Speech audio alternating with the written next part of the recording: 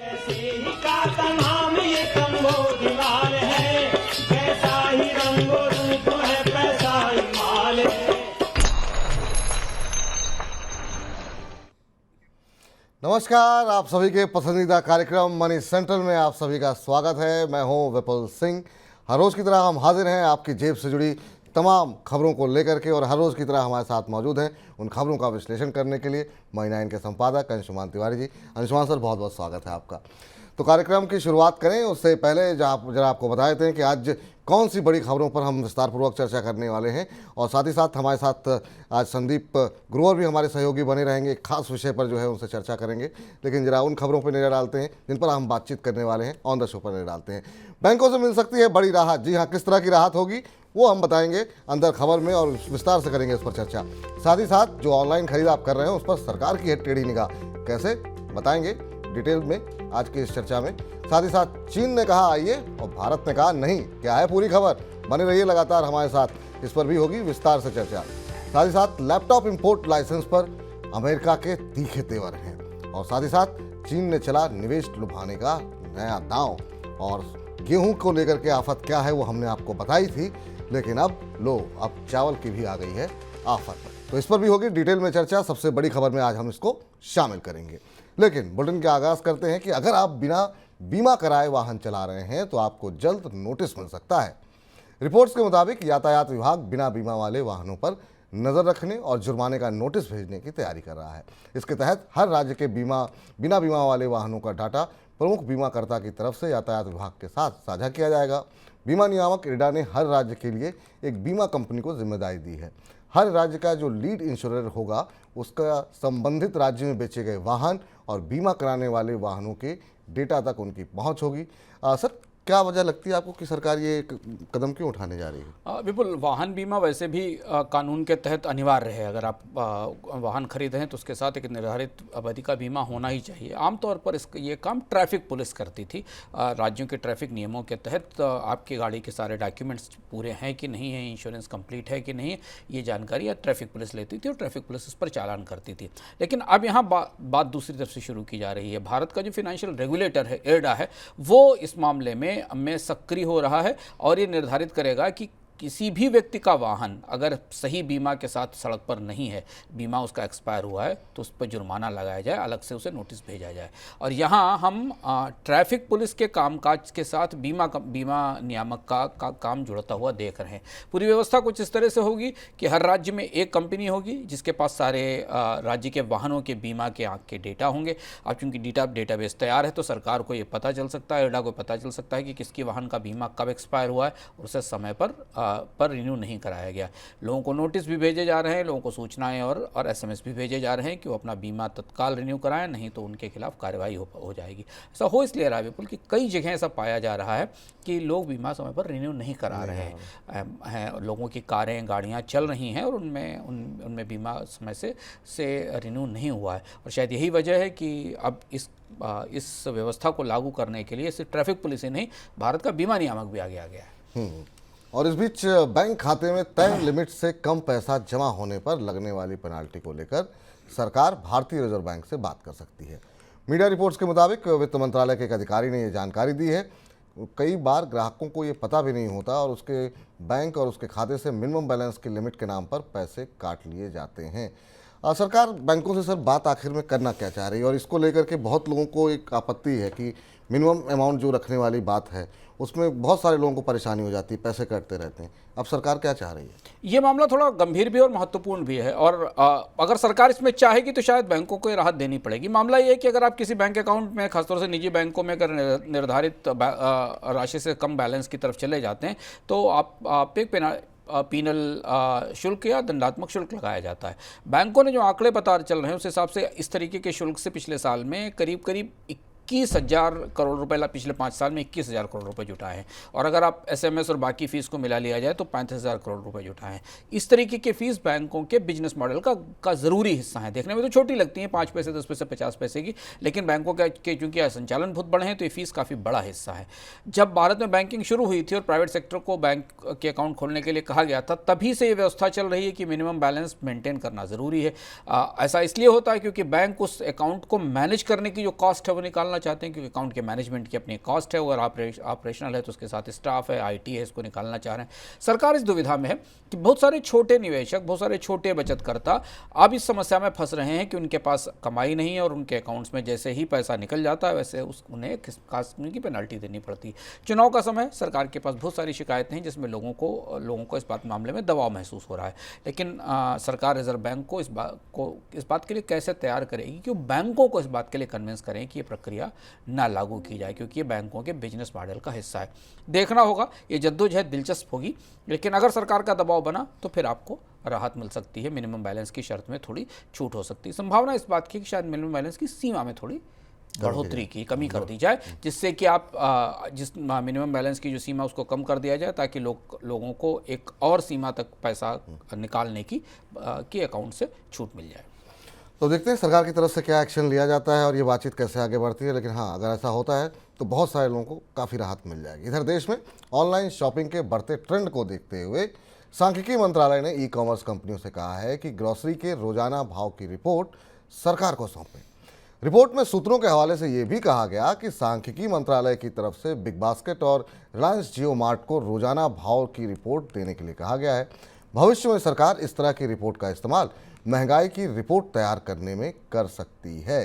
Sir, सरकार ये आखिर में जानकारी चाहती क्या है और क्यों चाहती है आखिर में ये जानकारी? सरकार ये जानना चाहती है कि ऑनलाइन से ग्रॉसरी किस तरह से खरीदी जा रही है और किस कीमत पर खरीदी जा रही है। भारत में करीब ऑनलाइन का बाजार 2022 में $6.8 बिलियन का था, और अब शहरों में, खासतौर से शहरों के भी कुछ खास पॉकेट्स में ग्रॉसरी की खरीद ऑनलाइन से बड़े पैमाने पर हो रही है। आमतौर पर अब इन इलाकों में ग्रॉसरी की 40 से 50% खरीद ऑनलाइन ही होने लगी है, चाहे वो आप ब्लिंकिट या इंस्टामार्ट जैसे जो क्विक कॉमर्स ऐप हों या अमेजॉन और फ्लिपकार्ट जैसे ऐप हों।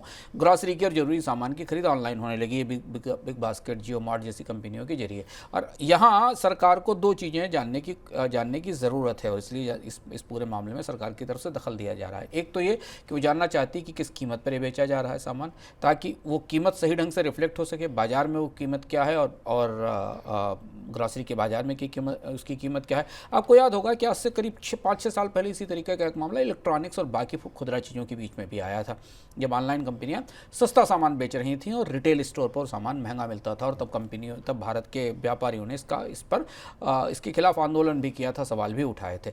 तो ऐसा लगता है सरकारें जानना चाहती कि क्या ऑनलाइन कंपनियां प्राइस कट कर रही हैं, ज़्यादा सस्ता सामान बेच रही हैं, और जिससे जो बाकी ट्रेडर हैं उनको नुकसान हो रहा है, पहली चीज़। दूसरी चीज़ है कि ये पूरा हिस्सा, ये पूरी सेल्स भी रडार पर नहीं है। इससे प्राइसिंग पर क्या असर पड़ता है, डिमांड पर क्या असर पड़ता है, इसकी पूरी मैपिंग नहीं हो रही है। तो जो सांख्यिकी मंत्रालय है इन दोनों परिस्थितियों में ये जानना चाहता है कि ऑनलाइन सेल्स या ऑनलाइन जो परचेजेज हैं वो कितनी बढ़ी हैं, और इसके बारे में वो जानकारी इकट्ठी करके शायद ऑनलाइन पॉलिसी में कुछ बदलाव भी करेगा। ठीक। इधर चीन ने भारत को 15 देशों के व्यापार संगठन आरसेप में शामिल होने का ऑफर किया है। पिछले हफ्ते चीन के उप व्यापार मंत्री वांग शॉवेन ने G20 बैठक के दौरान कहा कि भारत के लिए आरसेप के दरवाजे हमेशा खुले हैं, लेकिन चीन के इस ऑफर को भारत ने नहीं माना। भारतीय वाणिज्य मंत्री पीयूष गोयल ने कहा कि भारत अमेरिका के साथ व्यापार करता रहेगा। भारत के साथ अमेरिका का व्यापार है और भारत के लिए ये सरप्लस में है। इसी को ध्यान में रखते हुए भारत ने चीन का ऑफर नहीं माना है। सर, चीन से इतना ज़्यादा कारोबार हम कर रहे हैं, फिर इस ऑफर से इनकार क्यों किया गया? आरसेप भारत की विदेश व्यापार नीति का बड़ा रहस्यमय कोना है। आरसेप के गठन तक, चर्चा तक भारत सरकार इसमें जाने को तैयार थी, यही मौजूदा सरकार तैयार थी। एक कमेटी भारत में बनाई गई थी सुरजीत भल्ला की अध्यक्षता में, कॉमर्स मंत्रालय की कमेटी थी। उस मंत्रालय की कमेटी ने भारत के आरसेप में शामिल होने के संदर्भ में कम से कम 100 तर्क दिए थे, और ये माना गया था कि भारत के आर्थिक विकास के लिए बेहद ज़रूरी है, व्यापार के लिए बेहद ज़रूरी है, क्योंकि दुनिया का सबसे बड़ा ट्रेड ब्लॉक है। अच्छा, आरसेप की ताकत इसलिए भी और ज़्यादा बढ़ गई क्योंकि डोनाल्ड ट्रंप ने जो ट्रांस पैसिफिक पार्टनरशिप थी उसको ख़त्म कर दिया था, रद्द कर दिया था। तो अब दुनिया में एक ही बड़ा व्यापार गुट है जिसमें दुनिया की करीब 60% के आसपास अर्थव्यवस्थाएं, जीडीपी, बड़ा जीडीपी का हिस्सा उसके दायरे में आता है। भारत इसकी चर्चाओं में शामिल होने की तैयारी में था, फिर अचानक भारत ने चर्चाएं बीच में छोड़ दी और इससे बाहर आने का फैसला किया। क्यों किया भारत ने फैसला, इस मामले में सरकार की तरफ से अधिकृत रूप से विपुल आज तक कभी कुछ नहीं बताया गया। ये नहीं कहा गया कि सरकार आरसेप में शामिल क्यों नहीं होना चाहती थी, पर यह कहा गया कि भारत के हितों के पक्ष में नहीं था, लेकिन भारत नेगोशिएशन टेबल पर मौजूद था। अब जब G20 की बैठक हुई तो वहां पर आरसेप का मामला फिर उठा। चीन यह चाहता है कि आरसेप का दायरा बढ़े और उसमें भारत जैसी बड़ी अर्थव्यवस्था, भारत जैसा बड़ा बाजार आए। भारत की दुविधा काफ़ी ज़्यादा है और आज जो संकेत निकले उस हिसाब से एक तरह से भारत ने अपना पाला खींच दिया। और जो संकेत थे वो ये थे कि भारत चीन के साथ किसी व्यापार गुट में जाने से बेहतर है कि अमेरिका के साथ किसी व्यापार गुट का हिस्सा बनेगा, अमेरिका के साथ जाएगा। इस तरीके के संकेत वाणिज्य मंत्रालय के अधिकारियों की तरफ से, वाणिज्य मंत्री की तरफ से दिए गए।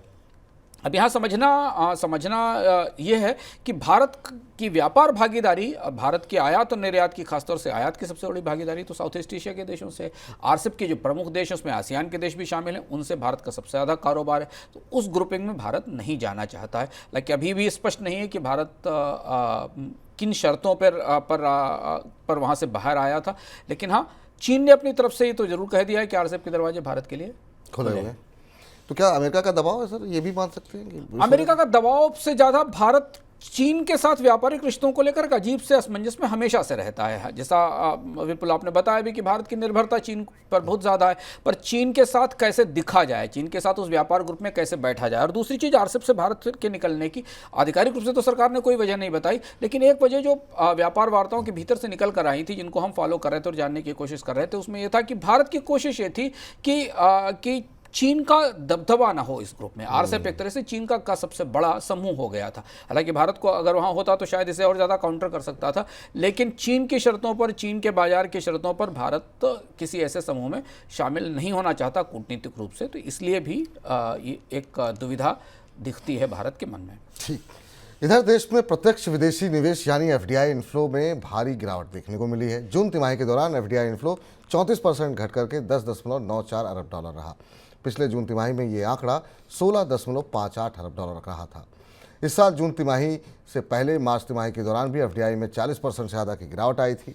अब सर आपसे जानना चाहेंगे कि एफडीआई किन किन देशों से घटा है और कहाँ किन किन सेक्टर्स में घटता हुआ ये दिखाई दिया। एफडीआई की जो पूरी कहानी थी, जो स्टोरी थी, वो अब थोड़ी कमज़ोर पड़ रही है। पूरा जो प्रवाह था जो हमने पिछले 5-6 सालों में देखा, तो कोविड के बाद वो एकदम तेज़ी से टूटा है। और आप ध्यान रखें कि भारत में एफडीआई सब जगह नहीं आ रहा था। भारत में इससे पहले भी, कोविड से पहले भी जो एफडीआई विपुल जिन क्षेत्रों में आ रहा था उसमें ऑटोमोबाइल एक प्रमुख क्षेत्र था, हार्डवेयर और सॉफ्टवेयर एक प्रमुख क्षेत्र था, कंप्यूटर था। इसके अलावा थोड़ा बहुत ट्रेडिंग एक्टिविटीज़ में था जो ई-कॉमर्स वगैरह में आ रहा था, और फार्मा एक इंपॉर्टेंट सेक्टर था। अब एक सारे क्षेत्र अगर आप एक साथ चक्कर लगाकर देखें और समझने की कोशिश करें तो इन सब में गतिविधियां नहीं दिख रही। तो ये जो प्रमुख मैग्नेट थे भारत में, जहां विदेशी निवेश आ रहा था, वहां विदेशी निवेश में अब कमी आई है, क्योंकि यहां पर या तो बाजार सैचुरेट हो रहा है या अपॉर्चुनिटीज़ कम हो गई। एक और हिस्सा था जहां विदेशी निवेश आता था, वो पूंजी के जरिए आता था, वो स्टार्टअप का था, जिसमें कि दुनिया के कई सारे बड़े निवेशकों ने, वेंचर कैपिटलिस्ट ने अपनी पूंजी लगाई थी। स्टार्टअप बाजार में हाल ठीक नहीं है, मंदी है, कंपनियां भी बंद हो रही हैं। ऐसी स्थिति में यहाँ भी विदेशी निवेश नहीं आ रहा है। अगर आप गिरावट के तौर पर देखें तो जो सबसे ज़्यादा गिरावट आई है वो मॉरिशस से, सिंगापुर से अमेरिका और अमीरात से आई है। ये प्रमुख देश हैं, यहीं से भारत में एफडीआई आता था और इनमें गिरावट आई है।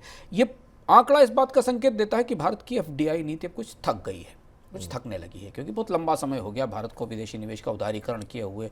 कई सारे क्षेत्रों में 100% विदेशी निवेश है, ज़्यादातर क्षेत्रों में ऑटोमेटिक अप्रूवल्स हैं। शायद भारत के नीति निर्माताओं को वापस अब मेज पर बैठना होगा और देखना होगा कि भारत की एफडीआई नीति में, विदेशी निवेश नीति में कौन से ऐसे बड़े बदलाव किए जाएँ। सर अमेरिका में जो ब्याज दरें बढ़ी हुई हैं उसका भी असर है क्या, उसका असर हो सकता है? अमेरिका में ब्याज दरें बढ़ने का भी असर दिख रहा है एक सीमा तक अगर आप देखें, लेकिन इससे ज़्यादा बड़ी बात यह है कि भारत के शेयर बाजारों में तो पूंजी आ रही है। अगर आप ब्याज दरों का असर देखें तो शेयर बाजारों में ऐसा नहीं, विदेशी निवेशक खरीदारी भी करते हैं, बिकवाली भी करते हैं। जब सीधा प्रत्यक्ष निवेश उद्योग में आता है तो वो अर्थव्यवस्था में मांग की संभावनाओं पर, अर्थव्यवस्था में ग्रोथ की संभावनाओं पर केंद्रित होता है। और जो विदेशी निवेश 2017-18 के बाद आया भी विपुल, उसको भी अगर आप भीतर से पलट कर देखें तो उसमें अधिकांश विदेशी निवेश अधिग्रहण में आया था, कंपनियों के टेक ओवर में लिया विदेशी निवेशकों ने पैसा डाला था। तो अब यहाँ ये सोचने की बात है कि भारत सरकार अपनी एफडीआई नीति में कैसे बदलाव करेगी, क्योंकि बहुत सारे क्षेत्र खोल दिए गए हैं। रेलवे में नहीं आया, कोयले में नहीं आया, पेट्रोलियम में नहीं आया, इंफ्रास्ट्रक्चर जैसे बहुत सारे क्षेत्र खुले हुए हैं भारत में, हाउसिंग में, इन सारे क्षेत्रों में विदेशी निवेश की रियायतें और अवसर बहुत सारे हैं, पर निवेशक आ नहीं रहे हैं। इधर भारत की तरफ से कंप्यूटर, लैपटॉप, टैबलेट इंपोर्ट को लेकर लगाई गई पाबंदियों पर अमेरिका ने आपत्ति जताई है। शनिवार को भारतीय वाणिज्य मंत्री पीयूष गोयल के साथ बैठक के दौरान अमेरिका की ट्रेड रिप्रेजेंटेटिव कैथरीन ताय ने अमेरिका की आपत्ति सामने रखी। अमेरिका का ट्रेड प्रतिनिधिमंडल पिछले हफ्ते भारत आया हुआ था। उनका भारत आने का मकसद भारत तथा अमेरिका के बीच WTO में चल रहे ट्रेड विवाद को WTO से बाहर ही खत्म करने का था। सर, अमेरिका का के अभी जो स्टैंड लिया हुआ है उसके मायने क्या निकाले जाएं? अमेरिका बड़ा खुलकर, अमेरिका की जो विदेश मंत्री हैं उन्होंने काफ़ी खुलकर भारत सरकार को स्पष्ट रूप से अपनी राय से और अपनी आपत्तियों से अवगत करा दिया। पहली बार ऐसा हुआ किसी मामले पर जब अमेरिका ने इतना खुलकर भारत की ज़मीन पर ही भारत से ये कहा, और ये स्पष्ट रूप से कहा। जो उनका बयान था उसमें कहा कि अमेरिका की जो प्रमुख कंपनियां हैं वो ये चाहती हैं कि इस फैसले का रिव्यू किया जाए, इसकी समीक्षा की जाए और इस पॉलिसी को ठीक ढंग से लागू किया जाए, बदला जाए, नहीं तो इसका असर अमेरिका और भारत के व्यापार रिश्तों पर होगा। लैपटॉप का जो लाइसेंस रिजीम आया, लैपटॉप इंपोर्ट का जो लाइसेंस रिजीम आया, उस पर सरकार गहरी दुविधा में है। अमेरिका के इस रुख से दो चीज़ें समझ में आती हैं। एक चीज़ समझ में आती है जो हमें तात्कालिक तौर पर दिखाई देगी, क्योंकि अमेरिका की कंपनियां सरकार के साथ खड़ी हैं और अब कंपनियों की तरफ से अमेरिका की सरकार भारत सरकार से बात कर रही है, जो हम आपको बराबर बता रहे हैं कि डेल ने, HP ने, सारी कंपनियों ने अमेरिका के राष्ट्रपति तक को इस बात में मामले में चिट्ठी लिखी है। तो अब भारत के IT सेक्टर में विदेशी निवेश आने में ये सबसे बड़ा रोड़ा हो जाएगा। ये कंपनियां तब तक शायद भारत में नया निवेश नहीं करेंगी जब तक वे लाइसेंस वाले इस पूरे मामले में क्लैरिटी या साफ सुथरा नहीं चाहती, स्पष्टता नहीं चाहती। तो सरकार को या तो ये फैसला रोकना पड़ेगा, इसे रद्द करना पड़ेगा, इसमें कुछ बड़े बदलाव करने पड़ेंगे, पहली चीज़। दूसरी चीज़ ये कि अमेरिका के उच्च स्तर से, कूटनीतिक स्तर से ये बात जितने दबाव के साथ, जितने तेवर के साथ कही गई, वो इस बात का भी खतरा या संकेत देती है कि अमेरिका इस मामले को लेकर WTO में जा सकता है। अभी बहुत मुश्किल से अमेरिका में, अभी प्रधानमंत्री की अमेरिका यात्रा के बाद भारत और अमेरिका के बीच WTO में कई सारे जो विवाद चल रहे थे उनको बाहर से सुलझाने की सहमति बनी थी। पर ये एक ऐसा विवाद है जो विवाद शायद फिर वापस WTO में जा सकता है और अमेरिका का जो रुख है फिर बाद में यूरोप और दुनिया के अन्य देशों का भी हो सकता है। और इधर कैपिटल मार्केट रेगुलेटर सेबी ने अदानी मामले पर सुप्रीम कोर्ट में अपनी जांच रिपोर्ट फाइनली सौंप दी है। सेबी की तरफ से कहा गया कि अदानी केस के 24 में से 22 मामलों पर जांच पूरी हो चुकी है, जबकि 2 मामलों पर जांच होना बाकी है। सेबी 2 मामलों पर दूसरी एजेंसियों की रिपोर्ट का वेट कर रही है। इस मामले पर सुप्रीम कोर्ट में मंगलवार को सुनवाई होनी है। सुप्रीम कोर्ट ने पहले सेबी को जांच पूरा करने के लिए 14 अगस्त तक का समय दिया था, लेकिन सेबी ने अतिरिक्त समय मांगा था, जिसके बाद सुप्रीम कोर्ट की तरफ से अतिरिक्त 15 दिन का समय दिया गया था। और सर, अब स्पेकुलेशन का दौर काफ़ी ज़्यादा है। कोई कह रहा है कि बैन लगा दिया जाएगा, कोई कह रहा है कुछ है ही नहीं रिपोर्ट के अंदर। तो क्या कुछ निकल सकता है सर रिपोर्ट से? रिपोर्ट के भीतर क्या है तो सुप्रीम कोर्ट को पता होगा, पर सेबी की रिपोर्ट भारत के स्टॉक मार्केट के इतिहास में, भारत के किसी कॉर्पोरेट घराने के इतिहास में सबसे महत्वपूर्ण और मील का पत्थर साबित होने वाली है। इसमें बात सिर्फ यही नहीं कि अडानी समूह को लेकर क्या प्रतिक्रिया, क्या पड़ताल होकर निकल कर आएगी। हालांकि ये बात सही है, विपुल ने आपको सही बताया कि बाजार में स्पेकुलेशन बहुत है। 1-2 दिन पहले तक ये स्पेकुलेशन था कि इस रिपोर्ट में काफ़ी कुछ ऐसी सिफारिशें, ऐसी जानकारियाँ हो सकती हैं जो अडानी समूह के लिए अच्छी नहीं होंगी। फिर इसके बाद बाजार थोड़ा डगमगाया, अभी भी स्थिर है। बाजार में अभी भी उत्सुकता और असमंजस बना हुआ है कि इस रिपोर्ट में क्या निकल कर आएगा।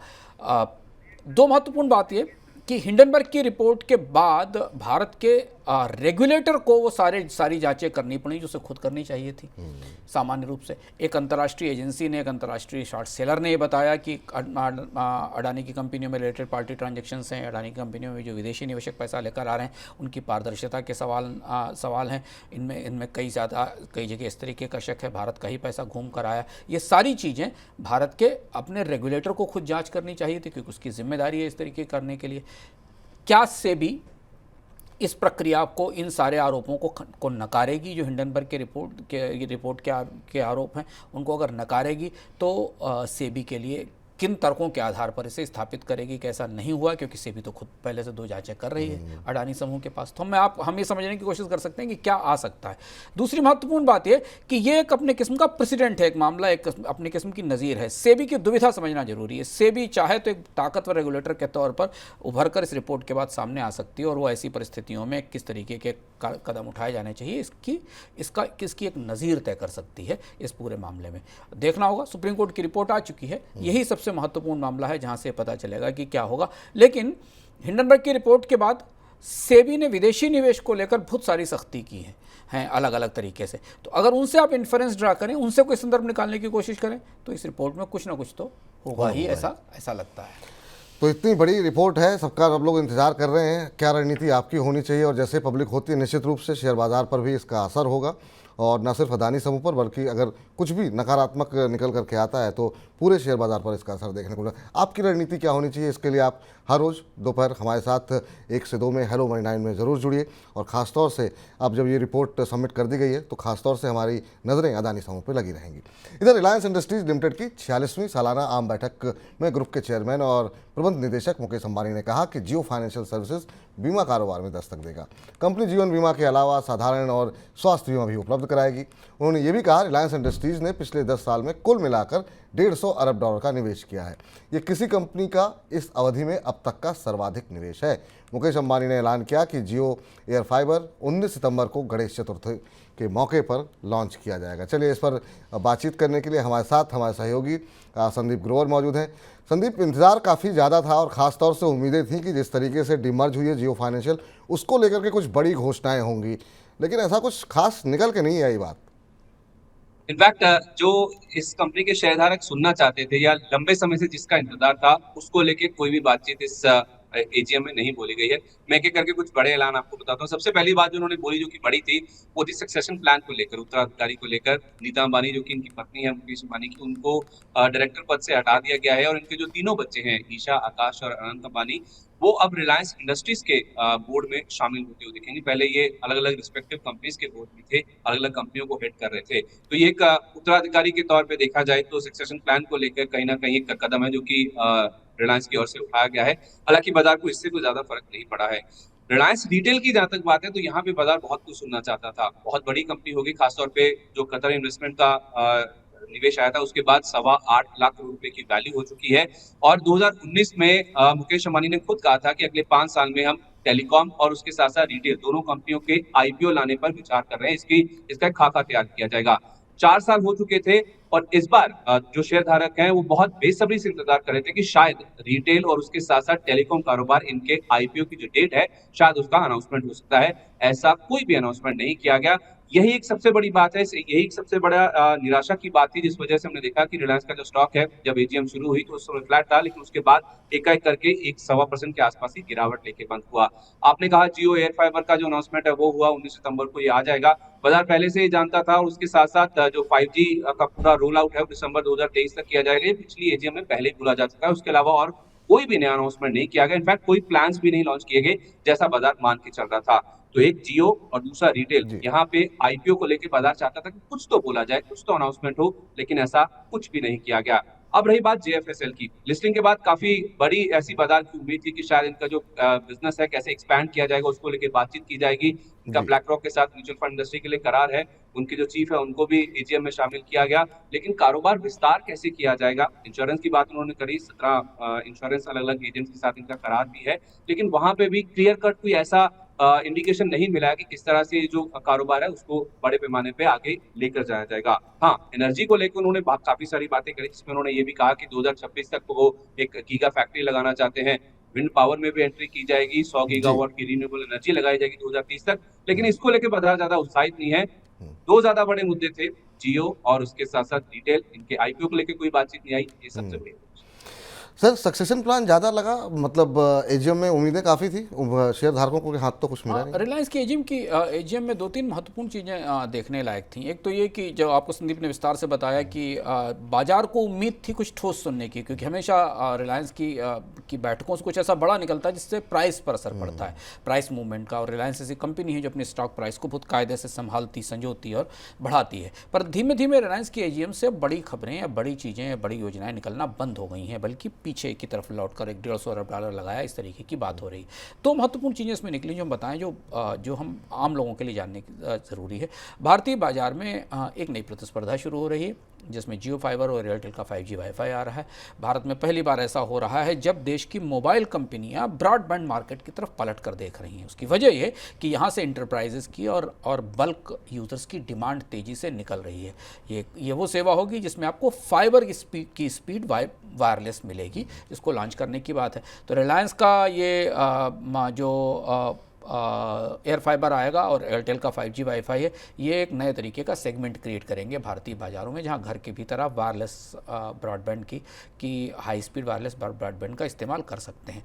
दूसरी जो महत्वपूर्ण बात इससे निकल कर आई वो जियो फिनांस को लेकर थी। जियो फिनांस को लेकर बहुत सारी संभावनाएं, बहुत सारी उम्मीदें हैं, पर रिलायंस आज भी कोई ठोस कार्यक्रम या ठोस प्लान इसमें सबमिट नहीं कर पाई। बीमा में आने की बात हुई, पर भारत में बीमा में बहुत सारी कंपनियां हैं। रिलायंस बीमा में आकर कितनी तेज़ी से अपना बाजार बना पाएगी, ये देखने वाली बात होगी, और इसलिए शायद इस एजीएम पर बाजार में कोई उत्साह नहीं दिखाई नहीं दिया, और यही वजह रही कि शेयर में थोड़ा सा दबाव देखने को मिला।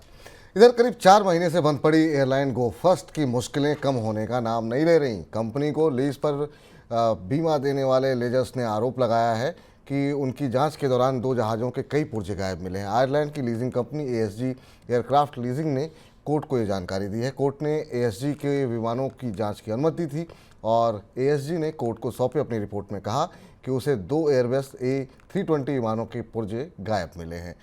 सर, क्या जो लीजिंग कंपनियां थी उनको इसी बात का डर था? ये अपने आप में अनोखा मामला। ये थोड़ी चिंताजनक खबर है। लीजिंग कंपनियां भारत के एविएशन बाजार को लेकर काफ़ी सशंकित हैं, प्रारंभ से ही हैं। जब से गोएयर वाली बात आई है और गोएयर ने जाकर इसको गोफस्ट ने इसे जाकर लीजिंग कंपनियों को जहाज लेने से रोक दिया, उस दिन से ही भारत का जो पूरा एविएशन लीजिंग बाजार है उस पर दुनिया की कंपनियों का भरोसा थोड़ा टूटने लगा है। यहाँ तक टूटा कि सरकार को यह कहना पड़ा कि वो जो लीजिंग कंपनियों के अधिकारों को सुरक्षित करने वाला समझौता या कानून है उसे वो भारत में लागू करेगी, जो समझौता पूरी दुनिया के अलग अलग एविएशन बाजारों में लागू होता है।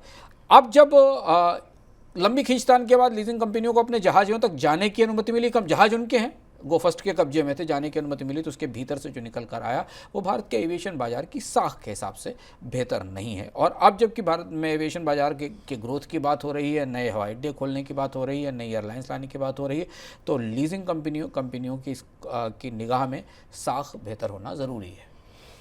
और इधर अब बात कर लेते हैं आज की सबसे बड़ी खबर की।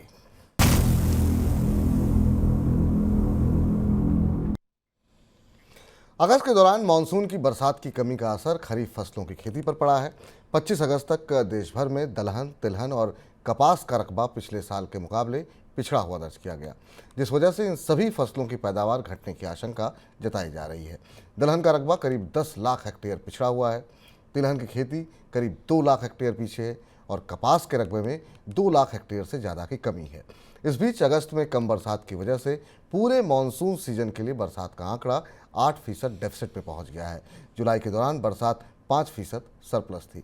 सर, क्या कुछ संकेत मिल रहे हैं मानसून के आंकड़ों से? अगस्त की बारिश के आंकड़े को आप समग्र मानसून के आंकड़े से देखेंगे तो हमें तो थोड़ा सा भ्रम होगा, क्योंकि पूरे भारत में बारिश के औसत के तौर पर 8% कम होना एक अलग बात है। अगस्त का महीना खरीफ के मौसम के लिए सबसे कीमती और सबसे महत्वपूर्ण महीना होता है, क्योंकि यहाँ से फसलों को ग्रो करने के लिए पानी चाहिए होता है। और अगस्त के हिसाब से अगर आप तुलना करें विपुल, तो अगस्त के महीने में जितनी बारिश होती थी सामान्य रूप से उससे 43% कम बारिश हुई। यानी अगस्त ऑलमोस्ट सूखा है, ऑलमोस्ट ड्राई है, और वो भी उस समय जबकि फसलें अब उन्हें पानी चाहिए, चाहे वो धान की फसल हो या दलहन की फसल हो या कपास हो। और इसलिए हम आपको बराबर बता रहे हैं कि अगस्त के महीने में एल नीनो के असर के कारण अब पैदावार और उपज घटने का रिस्क बढ़ रहा है। सरकार भी इस बात को महसूस कर रही है। हम आपको भी आगे बताएंगे कि सरकार को क्या करना पड़ रहा है, किस बात की मजबूरी है। लेकिन खरीफ की तीनों चारों प्रमुख फसलें, चाहे वो पैडी हो या वो दलहन हो या वो तिलहन हो या कपास हो, इन सारी फसलों की उत्पादकता, यील्ड पर और उपज पर असर पड़ना अब तय है। अगस्त का महीना खत्म हो रहा है। अगर अगले 2-3 दिन में, 4 दिन में मानसून रिवाइव नहीं होता है, जिसकी उम्मीद कम दिख रही है क्योंकि कई सारे हिस्सों में नहीं होता है, तो आपको सितंबर के पहले महीने में भारत के बड़े हिस्से में मानसून के हिस्से में लाल रंग दिखाई देगा या पीला रंग दिखाई देगा, जो कि सूखे या आधे सूखे जैसी परिस्थिति का संकेत होगा। यानी और ये वो इस बात को प्रमाणित करेगा कि अगस्त के महीने से एल नीनो ने अपना असर दिखाना शुरू कर दिया है। और इधर दूध की महंगाई का असर देश से दूध और इससे बनने वाले प्रोडक्ट्स के निर्यात पर पड़ा है। इस साल देश से मिल्क प्रोडक्ट्स के एक्सपोर्ट में 50% से ज़्यादा की गिरावट आई है। वाणिज्य मंत्रालय के आंकड़े बताते हैं कि वित्त वर्ष 2023-24 की जून तिमाही के दौरान देश से सिर्फ 12,326 टन मिल्क प्रोडक्ट्स का एक्सपोर्ट हो पाया है। इसके अलावा सरकार ने देश से चावल के निर्यात पर सख्ती और बढ़ा दी है। बासमती चावल के निर्यात पर न्यूनतम निर्यात मूल्य की शर्त लागू कर दी गई है और सेला चावल के एक्सपोर्ट पर टैक्स लगा दिया गया है। ये दो तरह के चावल ही बचे थे जिनके एक्सपोर्ट पर किसी तरह की पाबंदी नहीं थी, लेकिन अब सरकार ने इन दोनों के निर्यात पर भी सख्ती कर दी है। बासमती चावल के निर्यात के लिए $1200 प्रति टन का न्यूनतम निर्यात मूल्य घोषित किया गया है। वहीं दूसरी तरफ सेला या फिर पैरबॉल्ड ऑयल के निर्यात पर 20% का टैक्स लगाया गया है। सर, अनाज को लेकर सरकार एक के बाद एक फैसले ले रही है, कैसे देख रहे हैं? इससे वाकई में क्या रोक लग पाएगी महंगाई पर? बेहद दबाव में है सरकार। हाँ, ये जो आंकड़ा जो सूचना आपको विपुल ने दी, ये गेहूं के बाद चावल की पूरी बास्केट के निर्यात को बंद करने की तैयारी है या उसे सीमित करने की तैयारी है। सीधा संकेत बाजार को है कि निर्यात मत कीजिए। बासमती चावल तक, सामान्य चावल तक निर्यात की बात ठीक, पर रोक की बात ठीक थी, पर बासमती चावल के निर्यात पर रोक से भारत सरकार को बड़ा बाजार गंवाना पड़ेगा। 2022-23 में भारत ने $4.79 बिलियन के बासमती चावल का निर्यात किया था, जो कि मध्य पूर्व और यूरोप के बाजारों में था। भारत के कृषि निर्यातों में सबसे बड़ा निर्यात है। लेकिन खरीफ की फसल का असर, जो हमने अभी आपको बताया कि खरीफ की फसल कमजोर होने, सूखे की संभावना के कारण सरकार को भारत को अपना सबसे महत्वपूर्ण निर्यात बंद करना पड़ रहा है, रोकना पड़ रहा है। एक तरीके से जो ड्यूटी लगाई, जो सीमा लगाएगी $1200 पर टन की, इसका मतलब ये कि इतना महंगा होने के बाद फिर चावल का निर्यात नहीं हो पाएगा। इसके साथ जो पारबॉइल्ड राइस है, जो सेला राइस है, उसके ऊपर भी 20% की एक्सपोर्ट ड्यूटी लगा दी गई है। यानी पूरी तरह से सरकार अनाज को अब देश के भीतर रोक लेना चाहती है, निर्यात के लिए बाहर नहीं ले जाने देना चाहती। महंगाई पर इसका कितना असर पड़ेगा ये तो देखने की बात होगी, लेकिन निर्यात के मोर्चे से भारत के लिए खबर काफ़ी चुनौतीपूर्ण है, क्योंकि भारतीय कृषि उत्पादों ने लंबे समय की मेहनत के बाद दुनिया में अपना बाजार बनाया था, और एक बार जब आप बाजार से बाहर निकल आते हैं तो फिर उसे दोबारा हासिल करना मुश्किल होता है। सर, लेकिन जिस तरीके से ताबड़तोड़ फैसले लिए जा रहे हैं, डर किस बात का है सरकार को? मतलब किस बात से इतना डरी हुई है सरकार के लगातार बैक टू बैक फैसले लिए जा रहे हैं? डर चुनाव सामने है। रिजर्व बैंक खुलकर कह रहा है कि महंगाई है। आप लोग, जिन लोगों ने मनी 9 के सुपर ऐप पर इस बार का इकोनॉमिकम देखा, हमने विस्तार से आपको भारत के अनाज बाजार में क्या हो रहा है बताया था, और उसी समय संकेत दिया था कि भारत सरकार को इस तरीके के कुछ कदम उठाने होंगे जो आना शुरू हो गए। डर यह है कि गेहूं की उपज तो नहीं है, टूटी हुई है, बाजार में आ नहीं रहा है, और गेहूं पर्याप्त भंडार में है नहीं। चावल एक ऐसा महत्वपूर्ण दूसरा अनाज है जिसके जरिए बाजार में प्राइसेस को थोड़ा कंट्रोल किया जा सकता है। अब सरकार के सामने वही दुविधा है जो हमने बताई थी, क्या तो सरकार अपनी मुफ्त अनाज की स्कीम को बंद करे और जितना चावल दिया जाता है उसे रोक कर स्टॉक में वापस रोक ले, बाजार में कीमतें कम होने लगेंगी, और नहीं तो उसे फिर निर्यात करना पड़ेगा। तो एक बार जब आप इस तरीके के फैसलों के चक्कर में फंसते हैं तो फिर फंसते चले जाते हैं। और भारत की खाद्य अर्थव्यवस्था में अभी से नहीं है इस सरकार की, इससे पहले भी हमने ऐसी परिस्थितियां देखी जब खाद्य अर्थव्यवस्था में एक के बाद एक ऐसे फैसले होते चले जाते हैं जिसमें एक को सुधारने के लिए दूसरा फैसला फिर और उसे बिगाड़ देता है। गेहूं का निर्यात खोलना सबसे बड़ी ऐसा फैसला था जिसे शायद नहीं करना चाहिए था। निर्यात खोलने के उसे वापस लेना और ज़्यादा खराब फैसला हो गया बाजार में। वही अब चावल के साथ हो रहा है। चावल के निर्यात पर रोक के बाद सरकार चावल का निर्यात खोलेगी कब, कैसे खोलेगी, किसी को नहीं पता है, क्योंकि कब कीमतें कम होंगी ये तो पूरा साल अब अनाज की महंगाई के साथ बीतने वाला है। और इसलिए ये एक किस्म का सेल्फ डिफीटिंग फैसला भारत को करना पड़ा है गेहूं के बाद चावल के निर्यात को लेकर भी। पर ये जो कोशिश की जा रही है सर, उससे वाकई में फ़ायदा होगा या फिर कहीं नुकसान तो नहीं हो जाएगा ज़्यादा? मुश्किल दिखता है। महंगाई कितनी कम होगी इससे ये देखना होगा, क्योंकि निर्यात रोकने से बाजार पे इसके सेंटीमेंट पर तो असर पड़ता है। माना तो जाता है कि निर्यात में नहीं होगा तो वो सामान भारत के भीतर के बाजार में आपूर्ति होकर आ जाएगा। पर अब गेहूं के निर्यात पर प्रतिबंध देखिए, उसके बाद कोई फर्क नहीं पड़ा। साल भर से गेहूं की कीमतें बढ़ी हुई हैं। चावल के निर्यात पर प्रतिबंध लगे हुए काफ़ी समय हो चुका है, लेकिन उसकी कीमतों में कोई कमी नहीं आई। तो निर्यात रोक कर कीमतें कम की जा सकती हैं, इस बात की संभावना सीमित है। बट ये पहला कदम है। अभी आप देख, इसके बाद सरकार इस दबाव में है कि निर्यात रोकने के बाद उसे आयात भी करना पड़ सकता है। दूसरी फाइल शायद जो खुलेगी वो गेहूं के आयात की हो सकती है। तो दूसरी फाइल अब चीन, माफ़ कीजिएगा, गेहूं के आयात को लेकर के हो सकती है। इधर चीन की सरकार ने अपने यहाँ विदेशी निवेशकों को आकर्षित करने के लिए शेयर बाजार में ट्रेडिंग टैक्स में छूट देने का फैसला किया है। विदेशी निवेशकों को चीन के बाजार में निवेश पर अभी जो टैक्स लगता है उसमें कटौती की जाएगी। इस बीच चीन के प्रॉपर्टी बाजार में गहराती सुस्ती की वजह से वहां की दिग्गज इंफ्रा कंपनी एवरग्रांडे को भारी नुकसान हुआ है। बीते महीने 6 महीने के दौरान एवरग्रांडे को $4.5 अरब के भारी घाटे का सामना करना पड़ा है। सर, चीन को आखिर में ये फैसला करना क्यों पड़ा? क्या जो स्थिति आर्थिक स्थिति बनी हुई है उसको देखते हुए लोगों को आकर्षित करने चीन गहरे दबाव में, चीन की अर्थव्यवस्था में अब ढांचागत चुनौतियां उभर कर सामने आ रही हैं। हम आपको लगातार बता रहे हैं कि मैक्रो इकोनॉमी के स्तर पर ग्रोथ में गिरावट है, निर्यात टूटा हुआ है। चीन का शेयर बाजार ने ये दौर कभी नहीं देखा था। चीन के शेयर बाजार में निवेशक खूब पैसा लगाते थे, खूब निवेश करते थे, और दोनों चीन के मेनलैंड चाइना बाजार में भी और हांगकांग के बाजार में भी चीन में विदेशी निवेशकों ने, लेकिन अभी हाल के 3-4 महीनों के दौरान विदेशी निवेशकों ने चीन में करीब 78 बिलियन युआन, $11 बिलियन की बिकवाली की है। और ये बिकवाली करके ये फंड निकलकर जापान जा रहे हैं, जापान में भेजे जा रहे हैं। चीन को पहली बार ऐसा करना पड़ा है कि उसने अपने यहाँ जो शेयरों की ट्रेडिंग उस पर लगने वाली एक स्टॉम्प ड्यूटी, एक तरीके का टैक्स है, उसे घटा दिया। वो 0.1% से घटाकर आधा कर दिया गया, उसे 0.05% कर दिया गया। अब कोशिश चीन को ये करनी पड़ रही है कि विदेशी निवेशक बाजार में बने रहें, उन पर टैक्स का बोझ कम हो, जिससे कि वो निवेश करते रहें। और यही वो सेंटिमेंट का सवाल होता है जो बिगड़ता है। तो चीन के पूंजी बाजारों में, वित्तीय बाजारों में जो सेंटिमेंट है बाजार का, जो अंतर्धारणा है, वो बिगड़ रही है। इसका असर चीन की मुद्रा पर भी दिखाई दे रहा है।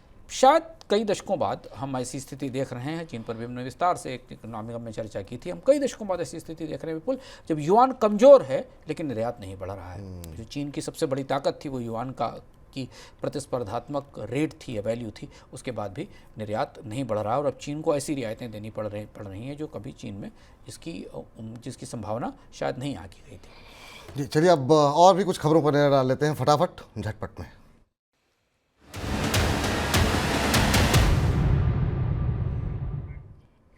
जेपी इंफ्राटेक लिमिटेड के नोएडा स्थित प्रोजेक्ट में काम शुरू होने से करीब 20,000 घर खरीदारों को जल्द राहत मिल सकती है।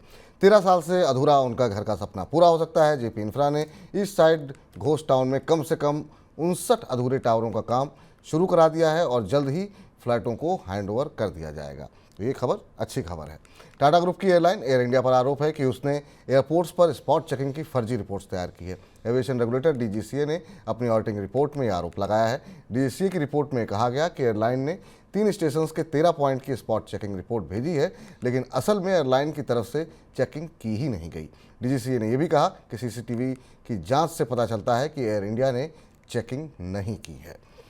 और दिल्ली में प्रॉपर्टी खरीदना महंगा हो सकता है। रिपोर्ट में कहा गया कि दिल्ली सरकार रेजिडेंशियल और कमर्शियल प्रॉपर्टी के सर्किल रेट बढ़ाने की योजना पर काम कर रही है। सर्किल रेट में 35% तक की बढ़ोतरी हो सकती है। दिल्ली में सर्किल रेट बढ़ाने को लेकर पहले भी राजस्व विभाग ने दिल्ली सरकार को प्लान सौंपा था, जिसमें रेजिडेंशियल प्रॉपर्टी के सर्किल रेट के लिए ए से लेकर एच तक 8 अलग अलग श्रेणियां बनाई गई थी, लेकिन उस प्लान को दिल्ली सरकार ने वापस लौटा दिया था। अब नए सिरे से प्लान बनकर तैयार हो रहा है। तो सर, ये झटपट कुछ खबरें थी, आपकी टिप्पणी किसी पर? दिल्ली में सर्किल रेट बढ़ना महत्वपूर्ण खबर है और इसे शुरुआत मानिए, क्योंकि राज्य सरकारें अब कर्ज के दबाव में, राजस्व के दबाव में, जीएसटी के संग्रह की कमी के दबाव में सेवाओं पर दरें बढ़ाना शुरू कर रही हैं। दिल्ली की सरकार, दिल्ली में सर्किल रेट बढ़ना शुरू हुए, कई अन्य राज्यों में भी अब लंबे समय बाद सर्किल रेट रिवाइज होना शुरू होंगे। इसके 2 बड़े असर होंगे। एक तो प्रॉपर्टी का खरीदना, बिक्री महंगी हो जाएगी, और दूसरा इसका सीधा असर उन किफ़ायती मकानों पर पड़ेगा जिनकी सबसे ज़्यादा मांग या जिनकी सबसे ज़्यादा ज़रूरत है, क्योंकि ज़मीन के लागत बढ़ने के कारण और उसकी पर फीस बढ़ने के कारण किफ़ायती मकान बनाना और महंगा होगा। पर राज्य सरकारें अब अपने उन विकल्पों की तरफ देखने लगी हैं राजस्व जुटाने के लिए, जिनके जरिए वो जहां वो दरें बढ़ाकर कुछ अतिरिक्त कमाई कर सकती हैं। अंशुमान सर, तमाम खबरों पे आपने चर्चा की, विश्लेषण किया, बहुत बहुत शुक्रिया, बहुत बहुत धन्यवाद आज की इस चर्चा में शामिल होने के लिए। और जो हमारे तमाम दर्शक हैं उनसे आज के लिए हम थोड़ा सा क्षमा चाहते हैं, कुछ तकनीकी कारणों की वजह से आज का मनी सेंटर आप थोड़ा विलंब से देख रहे हैं, लेकिन खबरों का विश्लेषण उसी तर्ज पर हुआ है। फिलहाल के लिए मुझे इजाज़त दीजिए, लेकिन तमाम खबरों के लिए आप लगातार मनी 9 के साथ बने रहिए। फिलहाल के लिए नमस्कार। ऐसे ही का तमाम ये कमो दीवार है, कैसा ही रंगो रूप